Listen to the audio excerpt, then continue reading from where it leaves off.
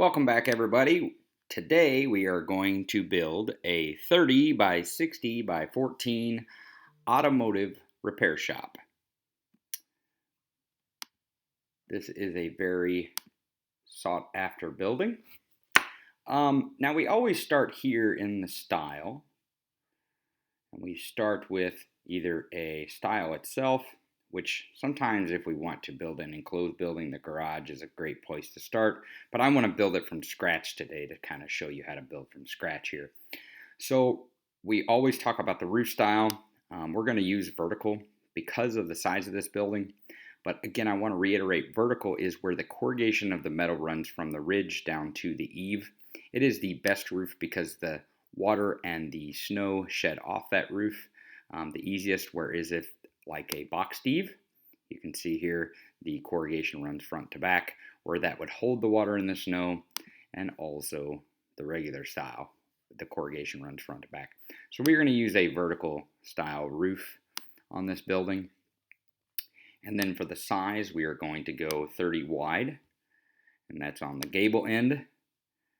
And then we are going to go 60 long, or 61. Now remember on our links, so 61 is the measurement from the front of the roof to the back of the roof. So that is the roof measurement. And notice we have 6 inches of overhang here. So the footprint measurement is 30 wide and 60 long, because we're a foot shorter than the roof because of the 6 inches of overhang. Now, because we're going to put 12 by 12 doors on the side, I am going to go with 14-foot walls because we do need 2 foot of space above for the roll-up doors that I'm going to show you here that we're going to put on the 12 by 12s. So we're going to do a 14-foot eave height or wall height. It says leg height here, but I consider it the wall. So we want to fully enclose the front gable. We want to fully enclose the back gable. Oh, it switched there on me. Sometimes it doesn't, those drop downs don't like to cooperate just like you want. Fully enclose the left. Fully enclose the right. Now you notice this building right now is horizontal on the side, so the roof is still vertical, but the corrugation runs side to side. I actually, as you know, I like to do a vertical style building. If you look at the uprights or the legs here, there's nothing in between them with the horizontal, because when they run the corrugated metal horizontal, that actually serves as structure, and it's easy to attach that metal because these are 5-foot centers at this point on the 14-foot. Now we can order this building to have 4-foot centers, but standard on a 14-foot and a 30 wide, these would be 5-foot centers. But we're going to go vertical on these. So then you see that these purlings appear because the actual panels have to be attached to something, so there has to be some structure. So I like that vertical style building, and I like how the vertical looks a lot nicer. Okay, so we're going to talk today about insulating a building, because we're assuming this is a automotive repair shop. So we want to insulate this because we're assuming that it might be heated, possibly cooled, and our insulation materials, our options that we have are double bubble and woven R17. Now the double bubble is actually a radiant type barrier. Now this is going to serve some insulation purposes where it'll keep the heat and the cool in, but it is more of a radiant barrier to keep the building from sweating, to keep condensation building up in the hot sun during a real humid summer.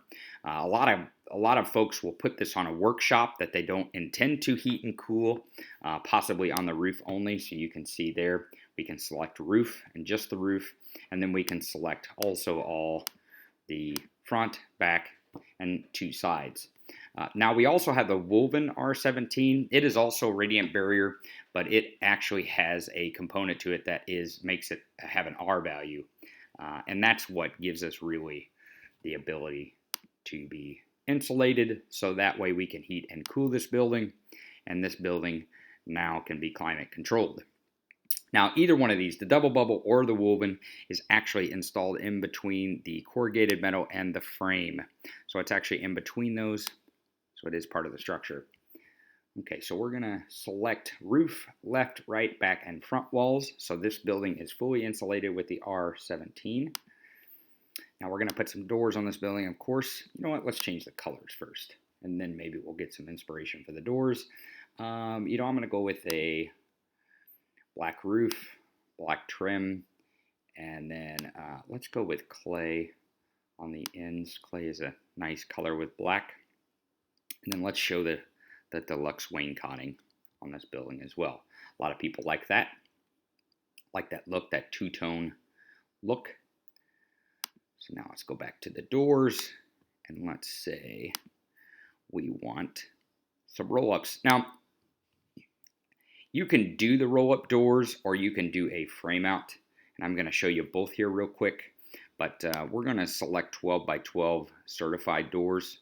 This is an automotive repair shop, so we want to make sure just about any vehicle can pull in these bays. So I'm going to do that. I'm going to show you what a 45-degree angle looks like on this building. So we're going to clone this. Let's see. Let's make 3 bays here. Okay. So we got 3 bays here so far. Going to readjust these just a hair.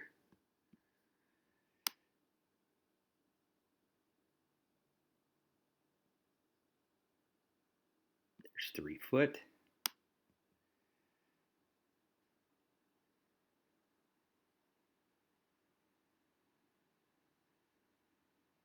Won't land on 18. That's pretty close.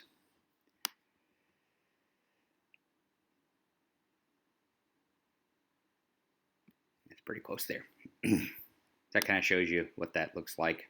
And then here in a second, I'm going to put a door and a window. But before that, I want to show you what a frame out looks like, because we can also do frame outs on this type of building. A lot of guys want to select the actual door that they want. What I mean by that is they want a panel door as opposed to these roll-up style doors. So we could actually just do a frame out. And then once we install the building, the customer then installs their own doors. So that's what that would look like there, to have just a frame out. So all these could actually be frame outs. That way the customer could select exactly what doors they want and have those doors installed. But we're going to take this out, so we're going to remove that. And then let's put a walk-through door. Yeah, let's put it on the end here. And then let's put a window here. It should populate right there. Okay. And then let's put a window on each end.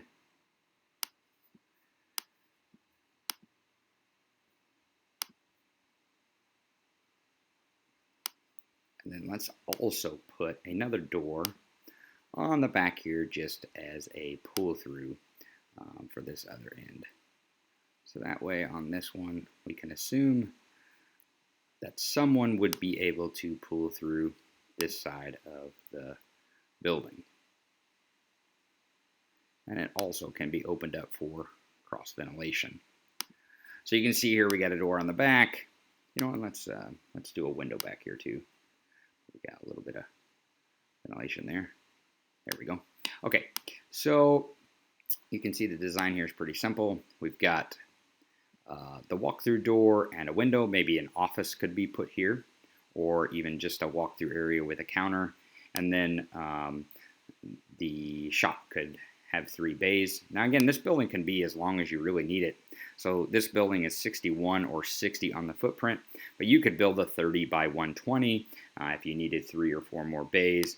It just depends on how much space you need, on how big you can build this, because we can go virtually as long as you'd like on a building. It can just keep going and going. The width of it actually is some breaking points, and that's why I built the 30 here, because the 30 wide is a breaking point. That's as far as we can go with this style truss and this style leg. Past 30 foot, we actually have to do a ladder leg and a full style truss, so you don't get quite the clearance. But there's an automotive shop. I'm going to put this link in the description down below. That way you guys can go exactly right to this building that I built. And you can modify it and change it and do the things that you want to it. You can take the insulation off of it, see what the price is, because all of our buildings are priced fairly approximately well inside this builder. You just type in your zip code and then it'll price based on your zip code. And you know what? Go to mondohomes.com, mondohomz.com. You can call us 573-375-5753, and we can schedule a time for you to sit down and we can actually build your own building. Or go to Facebook and like us there, Mondo Homes on Facebook. But there it is. So if you guys got any questions, put it down in the comments. Like and subscribe our channel, and we'll keep building these buildings and show you how they're built in the 3D Builder. Otherwise, thanks and have a good day.